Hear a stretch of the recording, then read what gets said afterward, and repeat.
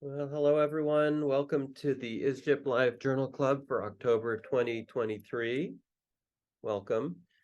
My name is Ian Hageman. I'll be the moderator for today, along with Dr. Becca Wolski. I'm at Washington University in St. Louis. She's at the University of Colorado.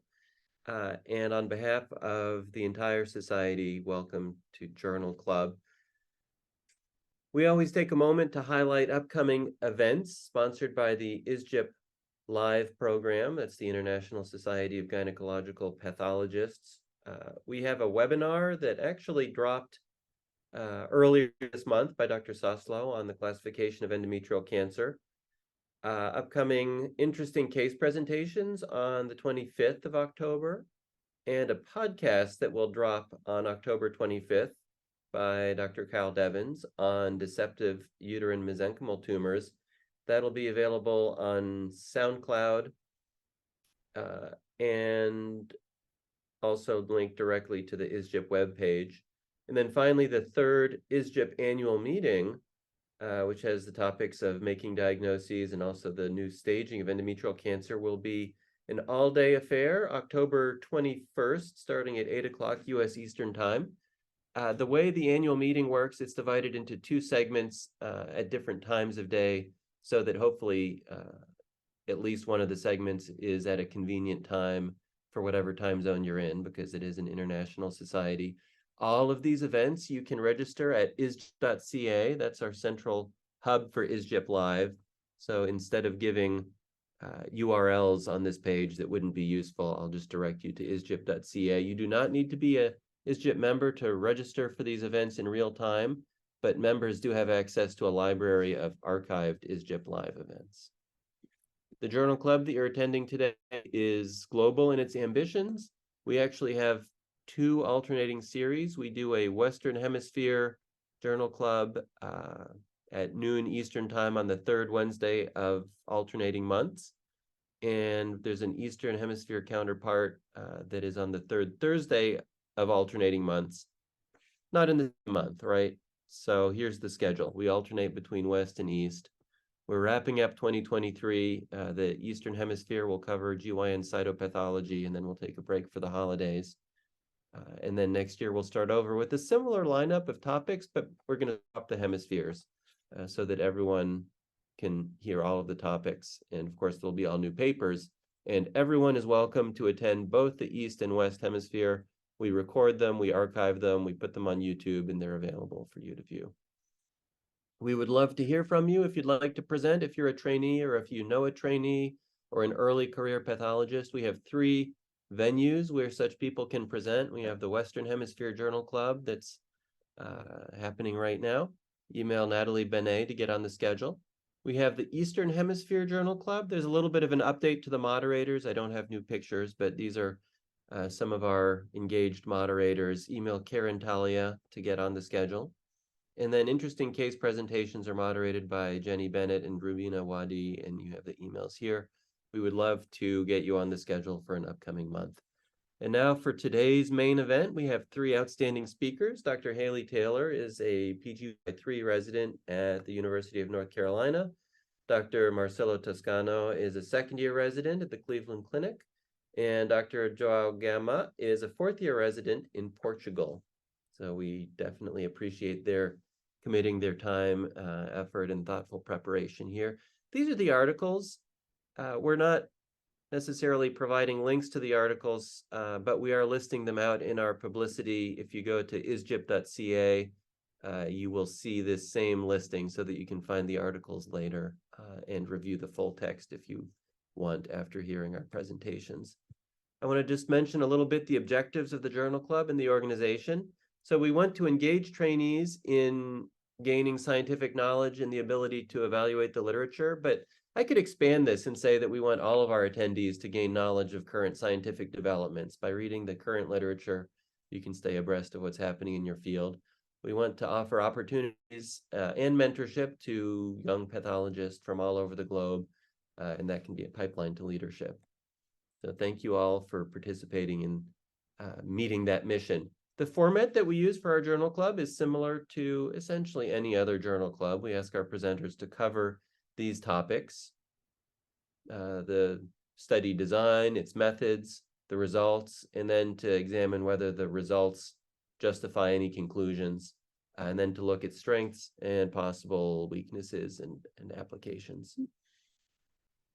So for today's schedule, we will start with Dr. Taylor, Dr. Toscano, and then Dr. Gamma, and then you can expect a short time for questions and discussion afterward. This is a webinar, and so you have the opportunity to submit questions for moderation through the Q&A box, and we'll answer some of those live and maybe answer some of those in the Q&A. Feel free to use the chat if you just want to greet other attendees and say hello to people you might want to say hi to. So with no further ado, I'll stop sharing my screen and I'll invite Dr. Haley Taylor to share her screen to start her presentation, and the rest of the presenters can go ahead and mute themselves until their time. So thank you all for being here. All right, let me share my screen. Oops. And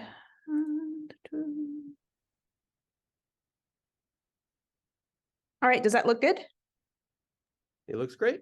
Awesome. So my name's Haley Taylor. I'm a PGY3 at the University of North Carolina, and I'll be presenting a paper published in the journal Histopathology earlier this year by Huvila et al. Entitled Subclonal p53 Immunostaining in the Diagnosis of Endometrial Carcinoma Molecular Subtype.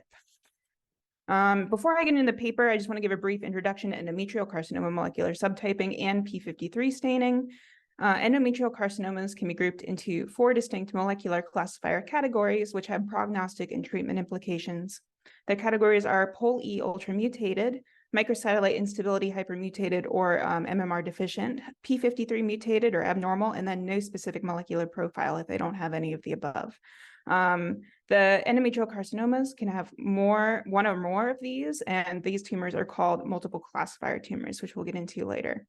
P53 is the last step in molecular assignment to fit patients into a molecular subtype, but these cancers can be very aggressive, as opposed to carcinomas that fall into no specific molecular subtype, which have a better prognosis.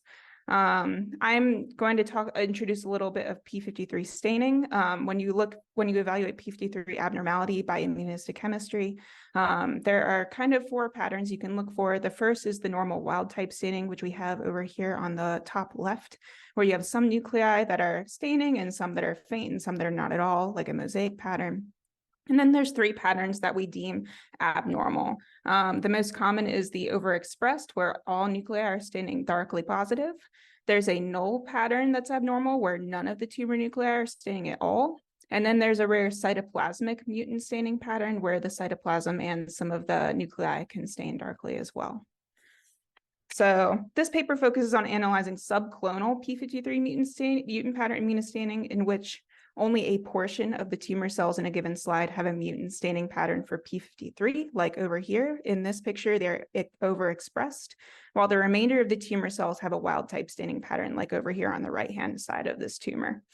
In current practice, if greater than or equal to 10% of the tumor stains with any mutant staining pattern, it is classified as p53 abnormal, while if less than 10% of the tumor stains with a mutant pattern, it's classified as no specific molecular profile.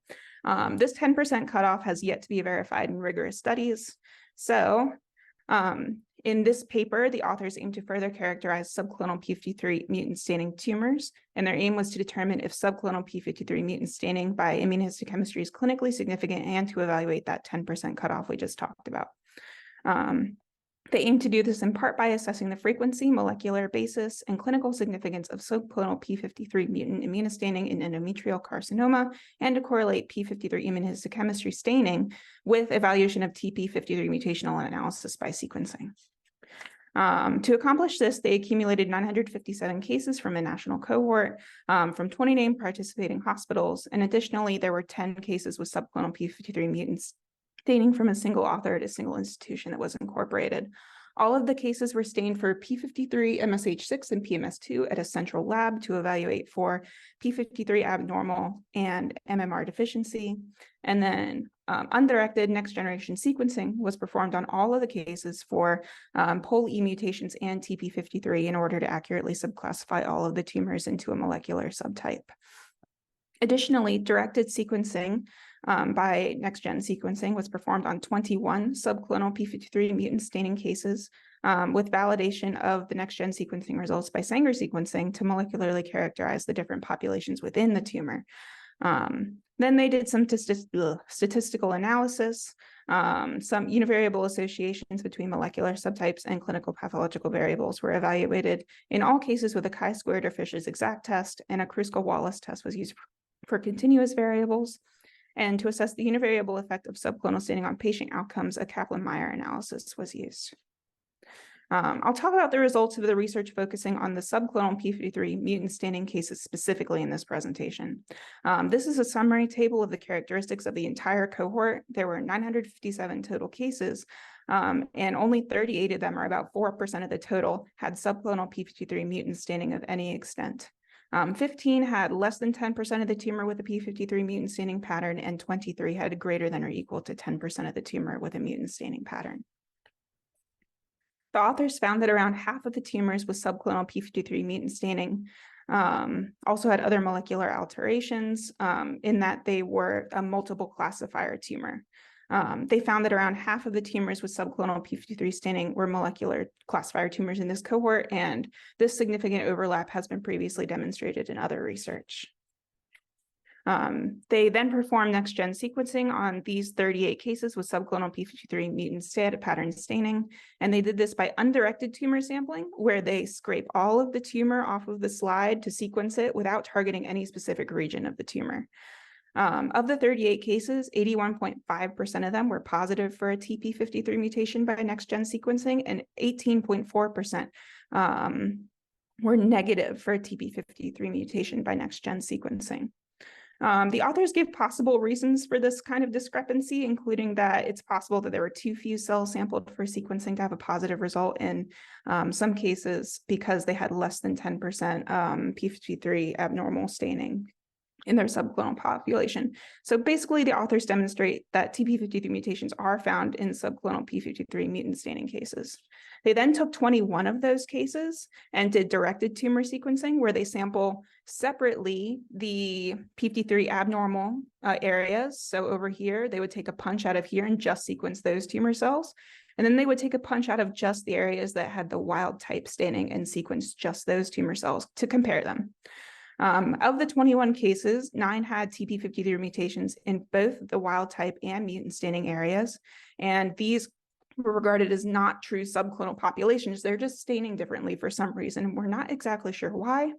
And then 12 of them had TP53 mutations in just the abnormal staining areas and not in the wild type areas, and these were regarded as true subclonal populations. And notably, 13 of the 21 tumors were multiple classifier tumors, which is concordant with previous research and what they found earlier in their paper. Finally, this is maybe the most important part of the paper. They did an outcome analysis of the subclonal p53 cases and assessed the 10% cutoff for classification. So they took p53 subclonal p53 mutant staining cases that were POL E wild type and MMR intact, so they could evaluate the 10% cutoff for classifying subclonal p53 staining cases as p53 abnormal, which are the cases with greater than or equal to 10% mutant staining, or no specific molecular profile, which are the cases with less than 10% mutant staining. To evaluate outcomes, they compared these cases to tumors that were completely p53 abnormal, not subclonally, and completely p53 wild type or no specific molecular type. And so we have a Kaplan-Meier curve on the left. The light blue line are our subclonal cases with more than 10% of the tumor having mutant staining. And you can see they have worse outcomes that are kind of comparative to, or maybe even a little worse, but mostly comparative to, because they have such a small amount of cases, to p53 abnormal tumors, and in this brown line. And then in red, we have the p53 subclonal population with less than 10% of the tumor staining, and it has very good outcomes, which is comparative to p53 wild type tumors. So while they don't assess the statistical significance of these findings due to the small sample size, they did find that outcomes were worse in cases with greater than or equal to 10% p53 mutant staining and better in cases with less than 10% mutant staining. Basically, they didn't statistically be able to verify that 10% cutoff, but it was reassuring that the disease-specific deaths were contained within this greater than or equal to 10% mutant staining. So in summary, the important things to take away from this paper is that subclonal p53 mutant immunohistochemistry staining is uncommon, and it's most commonly seen in the multiple classifier tumors. Another important thing to take away is point number 2, is that while they only had a small cohort of cases that had subclonal p53 mutant staining without Pol E mutation or MMR deficiency, and this didn't allow determination of statistical significance, they found it reassuring that the 10% cutoff identified all disease-specific deaths in the small cohort. This third point here I personally found interesting was that about half of the cases with subclonal p53 mutant staining had TP53 mutations in both the wild type and mutant staining areas. And the reason why some of these tumors stain as wild type in those areas, even though they have a TP53 mutation by sequencing, is currently unknown at this point. So it's something that could be further explored.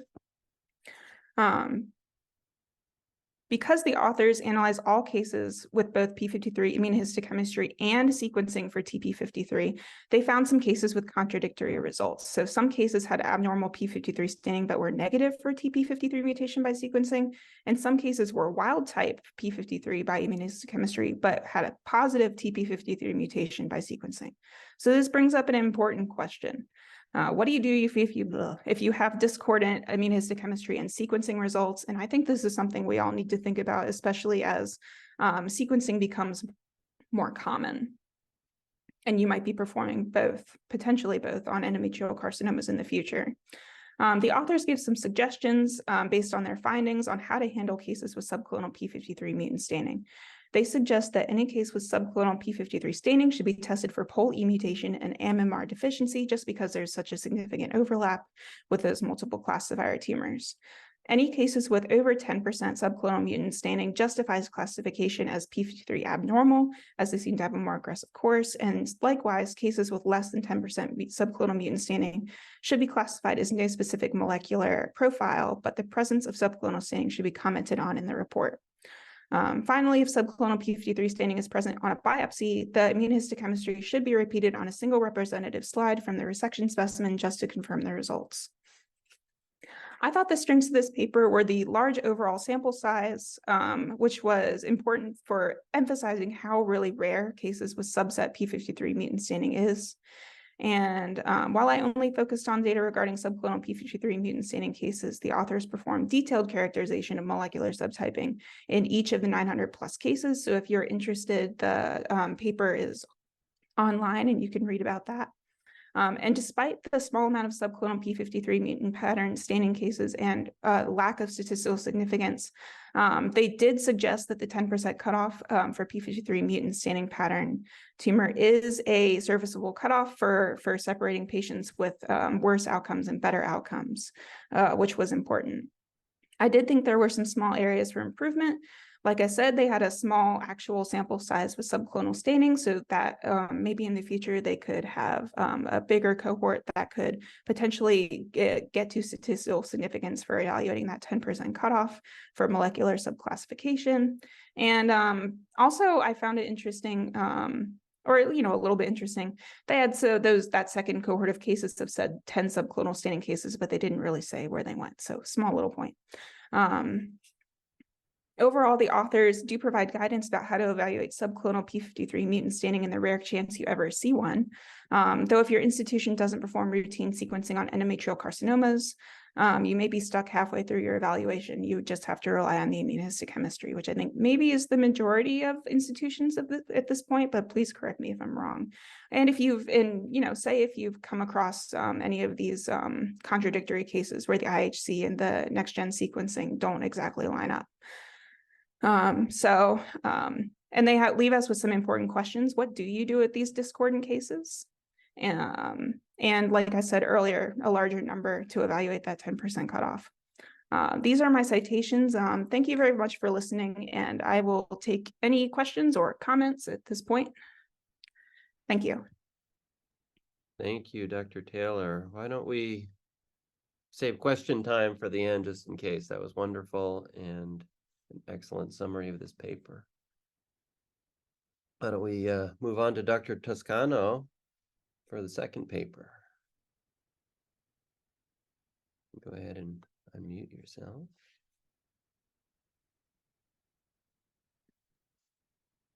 Okay, let me share my screen. Bailey, do you want to stop sharing your screen? Oh, yeah. Okay, got it. Thank Sorry about that. you.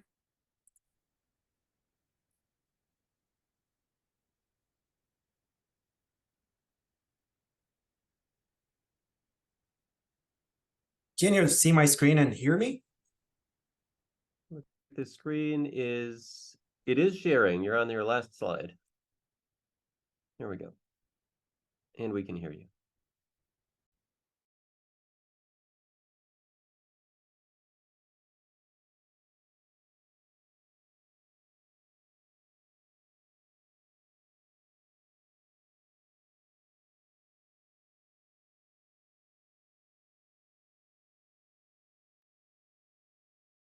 Okay, Marcello, I wonder if now we suddenly cannot hear you, although I see your pointer moving.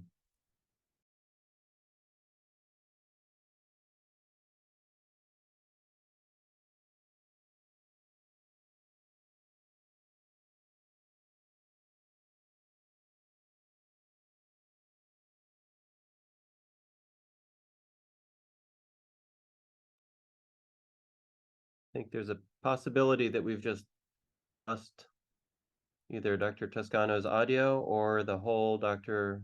Toscano.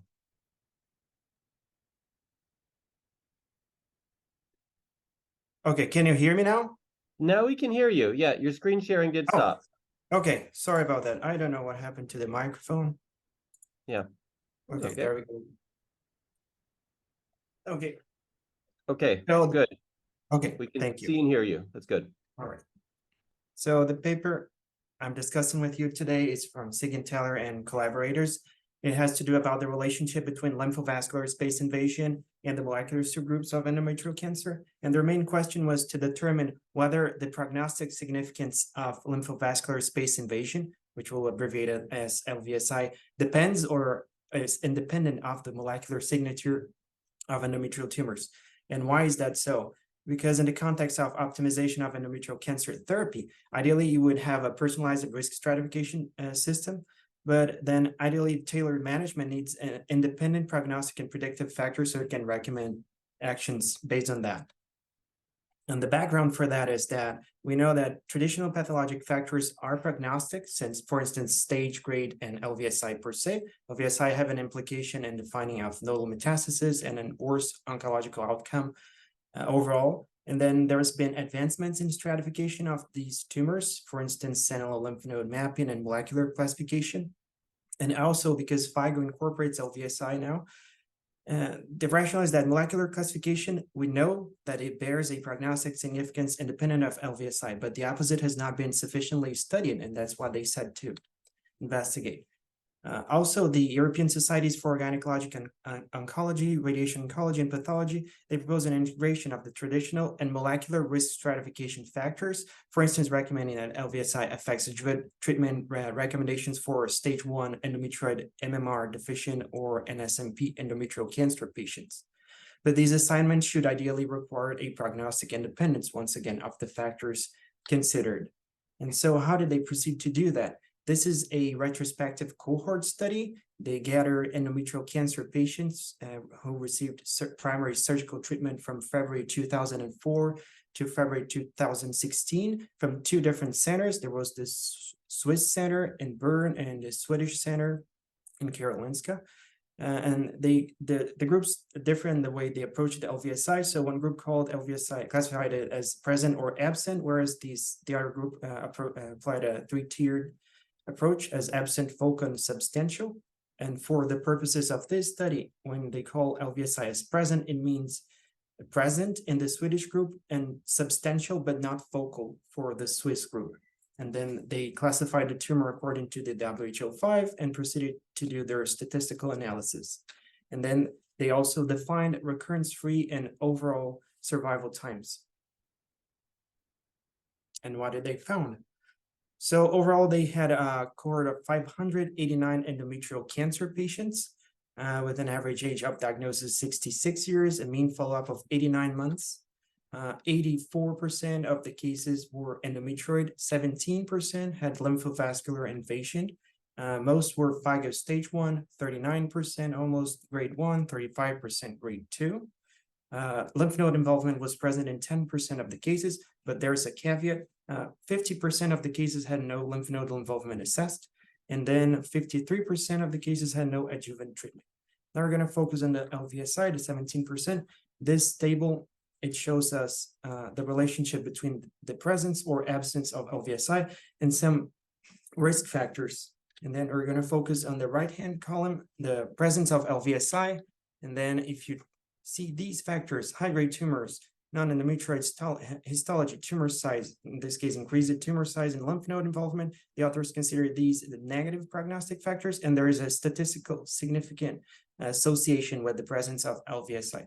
Then they break it down by molecular subgroup, the polyheme, MMR deficient, P53 abnormal, and NSMP. And then we're going to look how does this bears out for each one. So starting with the polymutated, out of the 589, they had 40 cases polymutated. Most of them were stage 1 endometrioid and low grade.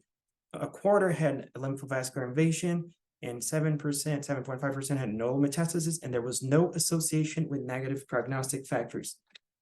The second one was the MMR deficient, the second largest group 2 with 198 cases. Most of them were stage 1 endometrioid low grade.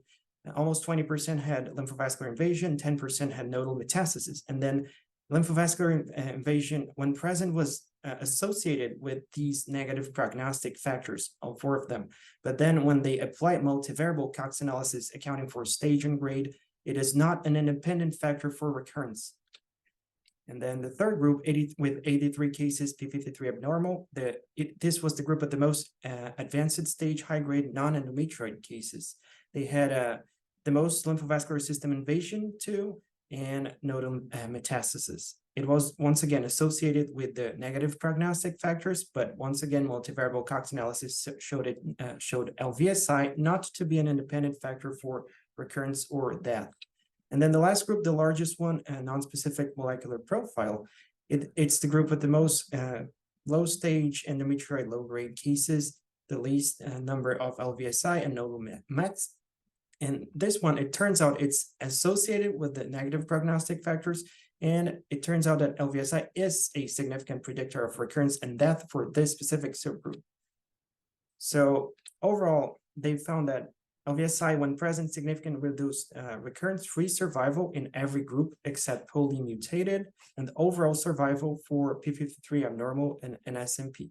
But then when you apply multivariable Cox regression analysis accounting for stage and grade, LVSI is no longer associated with a higher risk of recurrence or death in the overall cohort, but it is in the NSMP. And then they say it's stage 1 endometrioid NSMP endometrial cancer. Then it is an independent predictor of recurrence.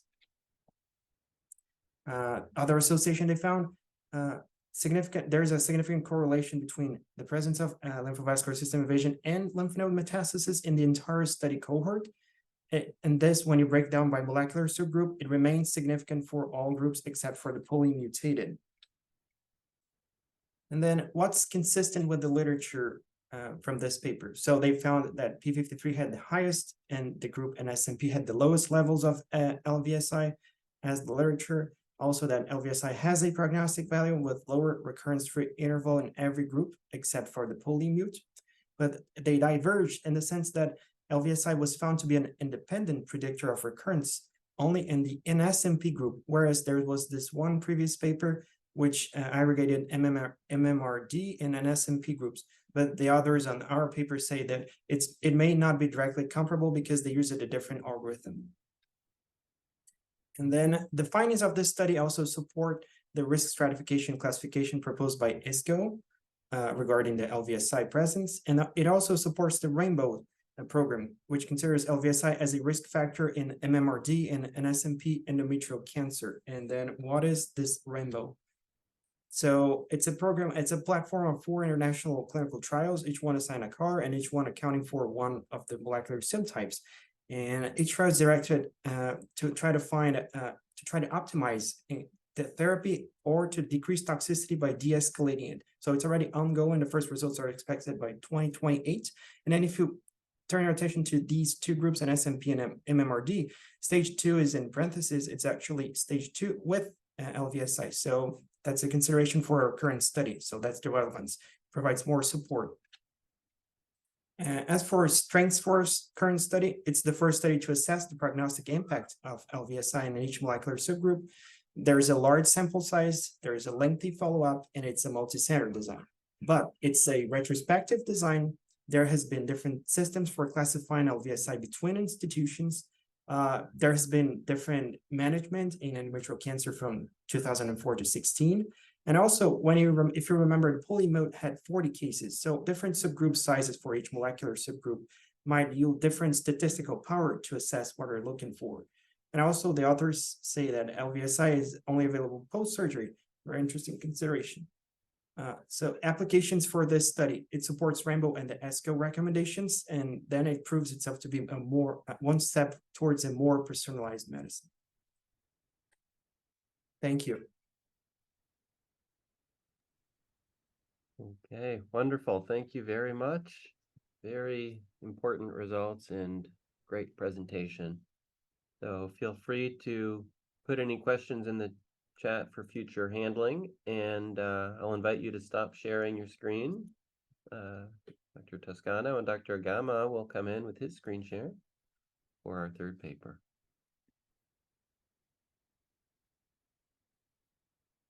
Is it working? It's working.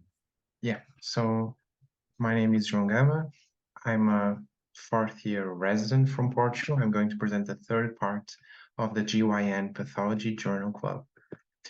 The article I'm going to present was published this year in September in the American Journal of Surgical Pathology, and it's titled Utility of a PAX2, P10, and β-catenin panel in the diagnosis of atypical hyperplasia, endometrioid intraepithelial neoplasia in endometrial polyps. A short introduction before I start with the aim of the article. So endometrioid carcinoma is the most common gynecologic malignancy. Early detection is key to improve patient management and to decrease mortality. And diagnosis of atypical hyperplasia / endometrioid intraepithelial neoplasm is often difficult. And this is especially true when these kind of lesions are present within endometrial polyps. Previous studies by the same authors and other authors have demonstrated that a panel of immunohistochemistry markers consisting of PAX2, P10, and β-catenin can be used to identify the majority of EIN. It can also be used in ambiguous cases of EIN and also to identify residual EIN after progestin treatment. The aim of this article was to find out whether these 3 immunohistochemistry markers could be used in identification of EIN in endometrial polyps and other polypoid pre-neoplastic lesions. And to do so, the authors have retrieved 105 cases with the diagnosis of EIN developed in an endometrial polyp, 90 cases of endometrial polyps without any lesion, 6 cases of atypical polypoid adenomyoma, 4 cases of papillary mucinous proliferation, about which I'm not going to talk, but it is in the article, and 111 cases were used as a control group, and these were cases of EIN not associated with endometrial polyps. Here are the clones that were used for each marker. Both H&E and the immunohistochemistry markers were reviewed independently by 2 gynecologic pathologists, and only the cases diagnostically confirmed by both were included. The diagnostic criteria for the diagnosis of EIN was a gland to stroma ratio over than 1, overt cytologic atypia or cytologic demarcation from background endometrial, a sufficient size to exclude artifact, and exclusion of mimics of EIN and carcinoma. The diagnostic criteria for the initial diagnosis of endometrial polyps was the polypoid shape, the branched and cystically dilated glands in altered stroma, the presence of thick-walled vessels, and exclusion of other lesions that could resemble endometrial polyps. So the interpretation of the 3 markers was done according to previously published research. In the row above, we have EIN, and we can see the loss of PEX2, which is a nuclear marker, and it normally occurs across large areas. And we can also see that there are some glands that are still showing some expression of PEX2, and these are normal glands entrapped, acting as an internal control. In the row below, we have normal endometrium, and normal glands are seen expressing PEX2, and sometimes we can also see isolated glands with loss of PEX2 expression. Sometimes they can be isolated, other times scattered, and in rare cases, it can be more extensive, like we see here and there. So, although in normal endometrium, the loss of PEX2 can also occur, in normal glands, usually it's less than 5%. So the authors in this study established that the loss had to be bigger than 5% to distinguish between normal and EIN. Now, here is P10. So true P10 loss is characterized by absence of nuclear and cytoplasmatic expression in glands, and it is retained in the stroma, which results in a punched out appearance of the glands like we see on picture B here. In EIN, it can also, the staining for P10 can also appear weak and variable, like we have on picture A, but we shouldn't interpret this as negative or aberrant expression. In the row below, we have normal endometrium with retained P10 expression, but we can also see there are some glands, isolated glands with P10 loss. So as with PEX2, we see that the loss of expression was only considered when more than 5 glands, when more than 5% of the glands were not expressing P10. In β-catenin, a different story. The strong nuclear staining is a reliable indicator for β-catenin activation in EIN, as we see on figure A and B, and the presence of a strong unequivocal nuclear beta-catenin staining in any proportion of the glands was interpreted as aberrant. In C, you have an example of a squamous morial, morial or squamous metaplasia, which is associated with an underlying CT and NB1 mutation. And on the row below, you have normal endometrial glands with only cytoplasmatic expression. So what we can see is that all the markers that were used can appear both in EIN and in normal endometrium with aberrant expression. So the expression of the markers always has to be taken together with the morphology. If you want to know more, there's ISGyP live webinar by Dr. Diego Castrillon from last year, where he explains how to interpret the different stains more deeply. So now you go to the results of the article. We first start with the percentage of aberrant expression that was found in EIN developed in endometrial polyps. PEX2 was aberrant in 64.8%, P10 39%, and beta-catenin in 61.9%. As we see on top, this graph shows the aberrant expression of the markers that were tested. And one important thing to notice is that although there's a considerable overlap in the expression of these markers, the markers were not always in accordance.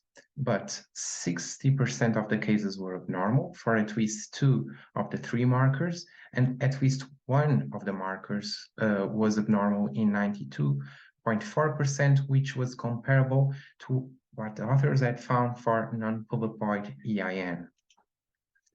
The authors also compared the expression of the different markers in EIN developed in a polyp and non-polyploid EIN.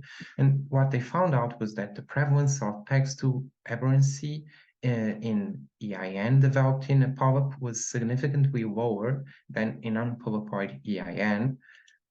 The prevalence of P10 aberrancy was not significantly different in the 2 groups.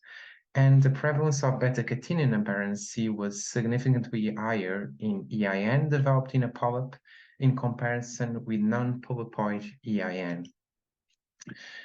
In the comparison of marker expression in benign endometrial polyps and EIN developed in the endometrial polyp, all 90 endometrial polyps with no lesion demonstrated a normal expression of P10 and β-catenin, but aberrant PEX2 expression was found, as expected, in normal tissue. And when considering the 5% threshold, 10% of endometrial polyps showed PEX2 loss. The authors compared the prevalence of morels in EIN developed in endometrial polyps, in non-polyploid EIN, and also in benign endometrial polyps. So in benign endometrial polyps, no morels were found, and the prevalence of morels is higher in EIN developed in the endometrial polyps than in non-polyploid EIN. 61.5% of EIN developed in endometrial polyps showed aberrant β-catenin expression, while non-polyploid EIN 50.9%. And all the cases, as expected with morels, demonstrated β-catenin nuclear staining in both morels and the glands. So the diagnosis of EIN remains a challenge, and this has led to efforts for the improvement of histology criteria and the search of diagnostically useful biomarkers. And for the first time in the 5th edition of the WHO, it includes biomarkers within the diagnostic workflow for EIN, specifying the loss of immunoreactivity for P10, PEX2, MMR proteins as desirable diagnostic criteria.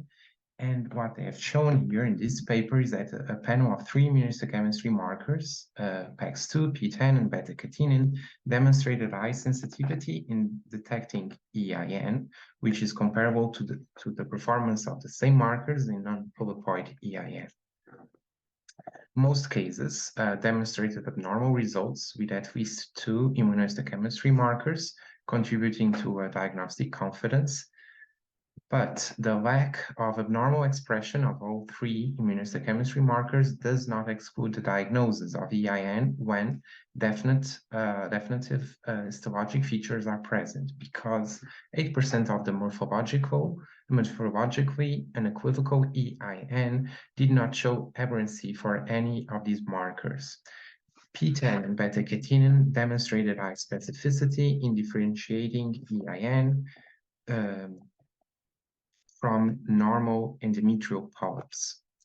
And while morels are always positive for nuclear β-catenin, as we have seen, this phenomenon does not completely explain the discrepancy that was found in the prevalence of β-catenin aberrancy between EIN developed in a polyp and non-polyploid EIN, as the prevalence of the latter was higher than the incidence of morels. A possible explanation for this is that it takes time for early morels to become identifiable morphologically, and also endometrial polyps may provide a protected environment for morel development and accumulation of mutations.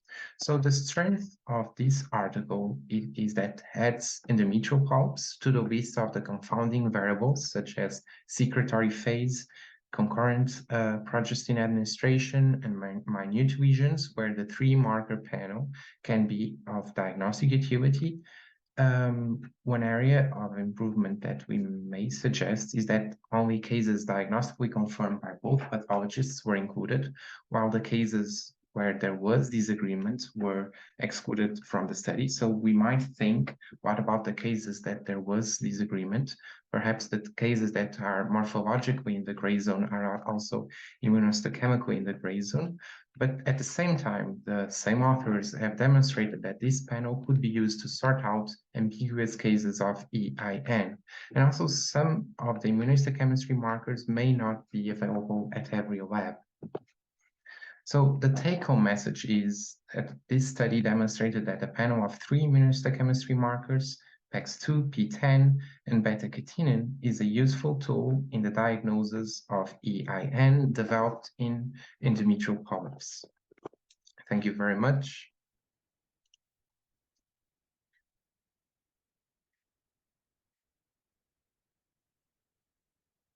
Okay, thank you, Dr. Gamma, for this excellent presentation. We can bring our presenters back. We have just a few questions here for Dr. Taylor. We have a question about whether in tumors that had both mutated abnormal P53 areas and wild type P53, when they both had a P53 mutation, if they tended to be concordant for that mutation.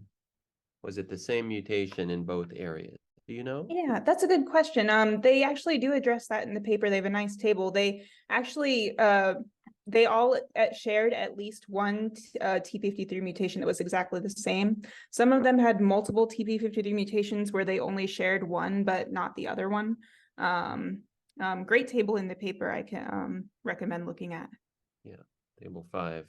There's some limits on the sensitivity of detecting them too. So it may be that some of those mutations could have just been below a limit of detection, but great. Okay.